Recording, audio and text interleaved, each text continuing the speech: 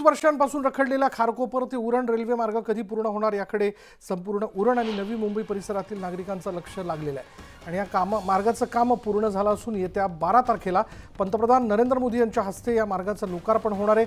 उरण आणि खारकोपर दरम्यान 5 रेल्वे स्थानकं पूर्णपणे सज्ज असून 12 जानेवारीला नरेंद्र मोदींच्या हस्ते विविध विकास कामांचं लोकार्पण होणार आहे। दरम्यान खारकोपर उरण लोकल नागरिकांच्या सेवेत दाखल होणार आहे आणि याच संदर्भातला आढावा घेतला आमचे प्रतिनिधी प्रमोद पाटील यांनी। खऱ्या अर्थाने उरणकरांसाठी काही दिवसांमध्येच आनंदाची वार्ता ही पाहायला मिळणार आहे, प्रत्यक्षात अनुभवायला मिळणार आहे। त्याचं कारण आहे की हे पाहत असाल माझ्या पाठीमागे उरण रेल्वे स्थानक नामफलक तयार आहे, संपूर्ण रेल्वे स्थानक ही तयार आहे आणि उरण नंतर येणारी जी 5 स्थानकं आहेत अर्थात नेरुळ ते उरण अशा प्रकारचं हे मार्ग जे रेल्वे लोकलचं मार्ग होतं त्याच्या पहिल्या टप्प्याचं उद्घाटन नरेंद्र मोदी यांच्या हस्ते झालं। ते खारकोपरपर्यंत झालं।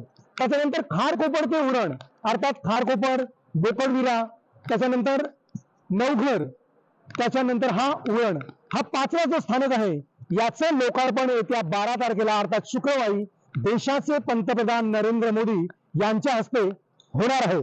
आणि त्याची प्रतीक्षा जवळपास 26 वर्षांच्या नंतर, तब्बल 26 वर्षांनंतर उरणकरांची प्रतीक्षा अखेर थांबणार आहे।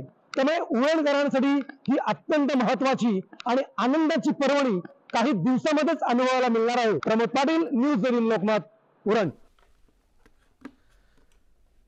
पुढे पाहूयात बातमी साताऱ्यातनं। साताऱ्यातल्या खटाव तालुक्यात